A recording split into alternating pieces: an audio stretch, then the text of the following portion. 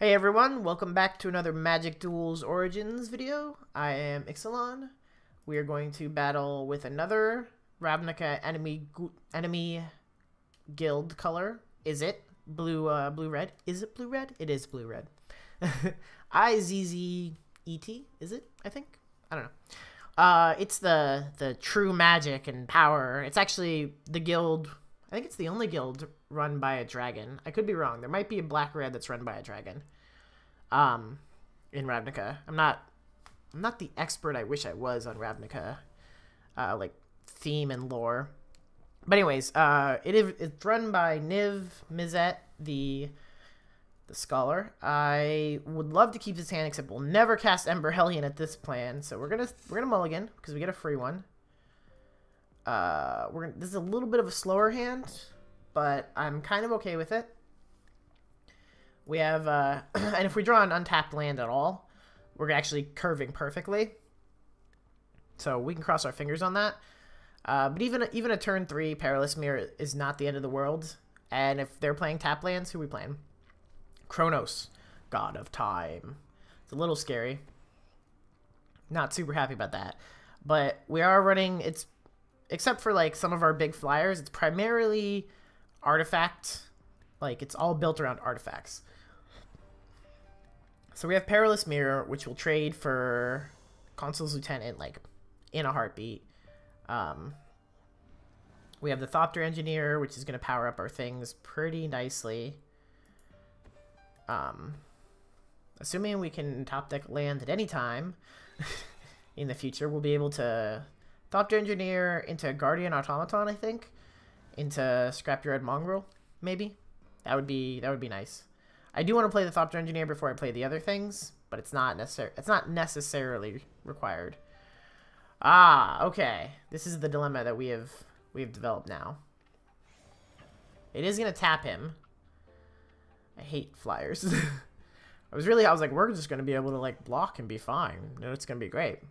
Nimbus Wings, white black Nimbus Wings, every time. Okay, so if we top deck an Exquisite Firecraft, we're fine here. Outside of that, okay, there's the land. That's good. The big fear I have on Consul's Lieutenant is its ability to pump other creatures. Now, currently, our opponent doesn't have other creatures, which is so good. I'm a little concerned if he decides not to attack for a turn. I think I'll still throw a Guardian Automaton at him. But I don't see him not attacking, because he has, I mean, he has a distinct advantage currently. He might hold off next turn once we throw down, like, the Guardian Automaton. I don't know. I'm not going to throw out the Mongrel until we can deal with this, because like, I don't have a way to deal with it. Okay. Okay. This is a little bit scary. We're not in the greatest position, but we're not in a bad position either. I guess it kind of depends on how this turn plays out.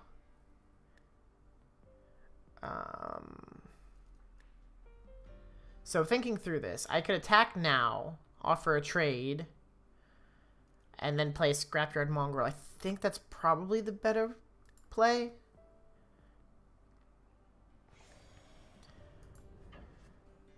Let's see what he does. I'm assuming he's going to block the one that gives it haste.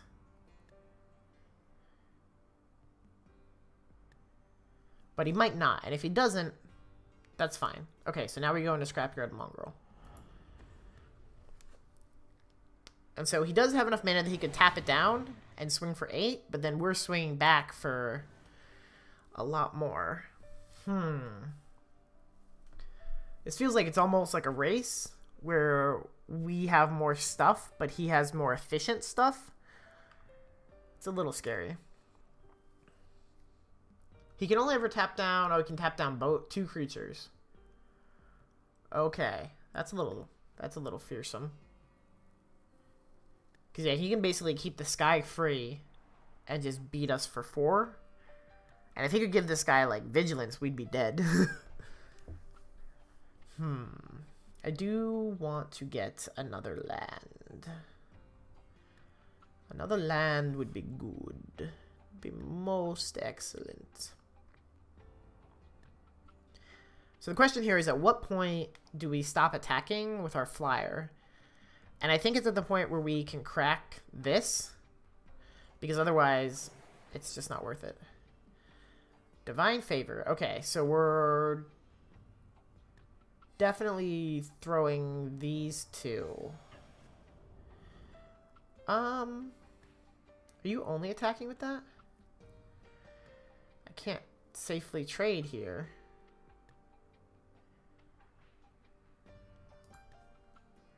Yeah, that's really shitty on our part. If we'd had a mountain, we'd have been fine. We unfortunately did not have a mountain.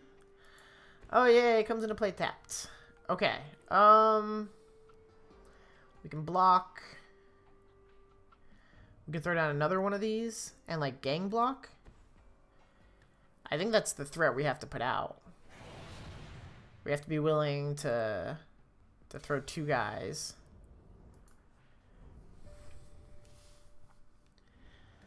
Now he might have a...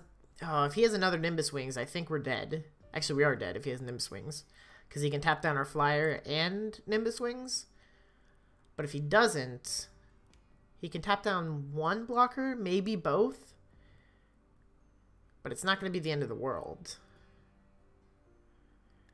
Not yet, anyways. It might on the swing back. So let's see. We have 10, 12, 13, 16, 19 without any blocks. If you manage to... Oh, okay, so we take one away and we go to 17. This is very tricky. Okay, I like that. I like that a lot. I'm gonna block unless you tap down my blocker.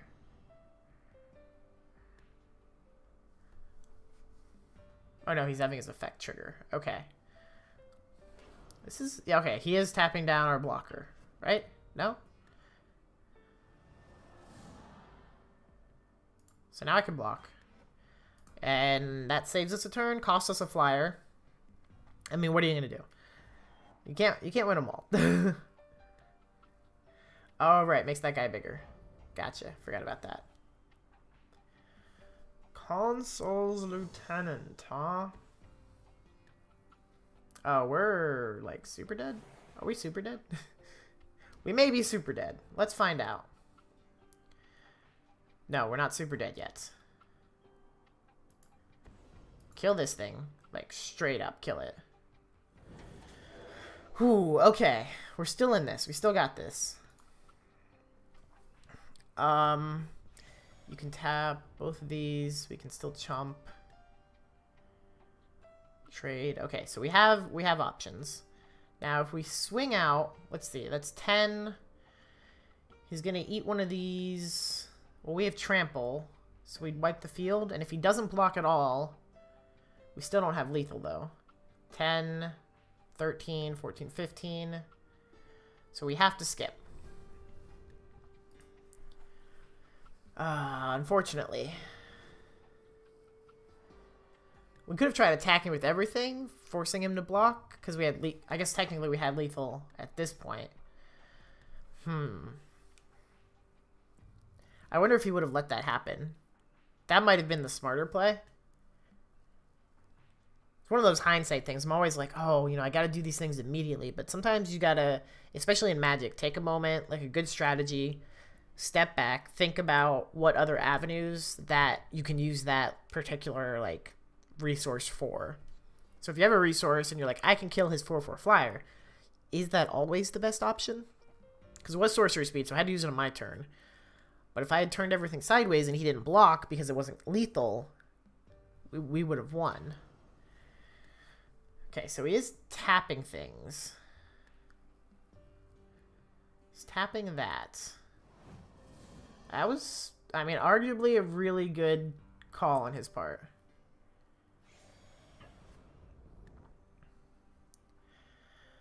Okay, so I think I go here. I go here. And I go here. And I take 3.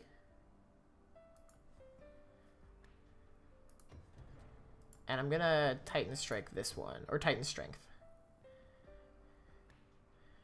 And we do not need that land right now. We need gas, buddy. We need gas. This guy doesn't have first strike, does he? No, he has renown. Okay. Oh, that was really good. Oh, we have stabilized. That is the best feeling you can have when you freaking stabilize. Oh my god. Okay. We have land. We can do this. I think I'd rather do this. And as scary as it is, I'm going to keep both of these guys back. And just swing in for 8. Okay. Whew, we stabilized. We didn't kill him, but we did clear most of his board, and we still have fairly efficient board presence here. So that was a scary couple of rounds. He probably has 1 or 2 removal spells, would be my guess. The fact that he swung with everything. I mean, he had potentially lethal on board. And we'd be in a much better position if we hadn't if we didn't have the Titan Strength, so that really saved us. Okay, so here's a question. Do I trade here and have this guy to attack? Or do I trade here? I mean, it doesn't really matter. So I think I'm going to trade here, get the extra 2 damage on his face. Because that way we have lethal when we swing. So he has to block one of these 2. He can't block this. And he can scry twice, but I don't think it saves him at this point. Maybe it does. I guess it depends on... No, because he's tapped out. Obviously, if we had some form of removal, we would just be, like, killing it. But we have exactly lethal to trade for, so he's going to block probably the 5/3 so that we don't gain life. Okay. Yep. Seems good. You take 2. So we're actually at 3. Ooh, this is scary. Oh, if I had attacked, I would have been... Dang it. I might have been able to make him scoop.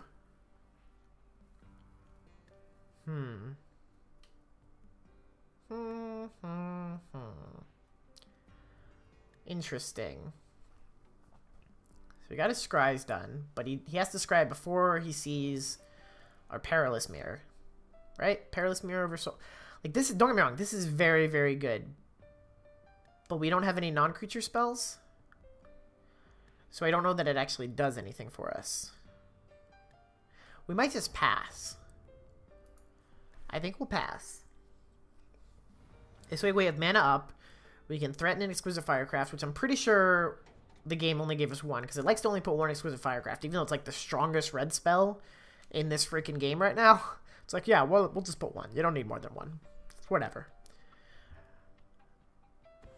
Suppression bonds on the guy that gains life. Okay, that seems fine. Definitely gonna make these guys, though. And that's lethal, right? That is lethal. I'm assuming he probably just didn't see it. I mean, or just there was nothing else he could do when he was hoping I didn't see it. Like, maybe, you know, you missed it on the timer. It's happened before. I've done it myself. Oh, that was a very close battle against Kronos. We managed to defeat the original Titan, though. With Titan Strength, actually. Ironically enough. That's pretty fun. Ooh, that was an intense Izzet artifact match. Hopefully you guys enjoyed. If you did, please leave a like. Let me know what you thought in the comments below. Let me know what you want to see me do in future duels. Any specific decks or color combinations or stuff. Themes, anything like that. And I will try to do it. But for now, I'll see you guys later.